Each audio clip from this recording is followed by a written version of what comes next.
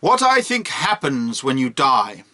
There can be no doubt about it. Our physical forms are destined to submit to entropy. We will all rot, burn, or our bones will otherwise meet their end one day, one way or another. There is no way to prevent this from occurring. From the mightiest ruler to the lowliest serf, we are all subject to it. It is written into the very code of our existence. To live is to die. So what happens when we die? Apart from the bleeding obvious, very little at all is known, and anyone who claims they do know is a bare-faced liar. None of us truly know. To avoid any further hypocrisy, I would remind you that this is an opinion I have formed from my own thought, and not an absolute truth. Therefore, it is just as plausible as all the other opinions out there, whether they be religious, spiritual, agnostic, atheist, or otherwise. To explain. The moment we cease to exist in a conscious state is the moment communication with life becomes infinitely increasing in its improbability. Therefore, with no hard evidence and very little witness testimony, we are largely left to form our own conclusions about what happens when we die. In short, that is what I think happens when we die. We are left to form our own conclusions, and I think those conclusions should not be limited in any way whatsoever. Please let me explain further. In reality, the mind is a vastly unexplored realm, and although we are pushing forward with our scientific studies, I do not think we are anywhere close to having much of an idea at all of how much potential is contained within each and every one of us, let alone how or why we operate at all.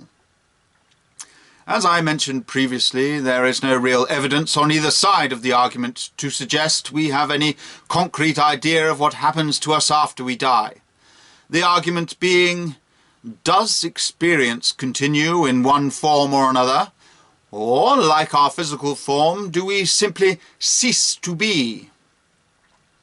Now, I used to sit firmly in the Christopher Hitchens school of thought, which states that there is nothing after we pass, and to all empirical evidence, this would be the rational and logical answer.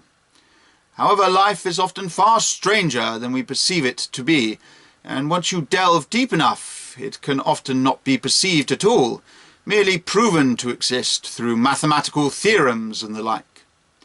So a secret as deep as death itself, to my mind, would likely have the potential to be infinitely more bizarre than we could possibly imagine it to be. I have come to look at it this way. Death is a complete unknown to all of us, because none of us, as far as I am aware, have ever returned from the dead with a detailed case study and some real hard evidence with which to prove anything at all. So, seeing how it is an enigma to us, I would favour optimism over pessimism in my mind. I would say that when you die, anything is possible, including nothing, but that nothing is the least likely outcome in the scenario. This is because if you were to imagine a pie chart of the near-infinite possibilities that could occur, absolute nothingness would only be one of those possibilities. The slightest of slithers of the pie, forsooth. Now, it is true that a larger portion of the pie could be delegated to all the options of next to nothing, incrementally increasing in complexity until there was something that we would recognise as something. But that would still be a tiny portion of the pie in comparison to anything, absolutely anything, and everything else. Death is a near complete unknown, but because death is unknown, it has the potential to be anything, whether that be glorious or disastrous or nothingness. It is up to you to decide, and you alone. I am inclined to believe that your moral behaviour will alter your subconscious to flavour these thoughts, but just like everyone else, I am just guessing. And a guess can be anything.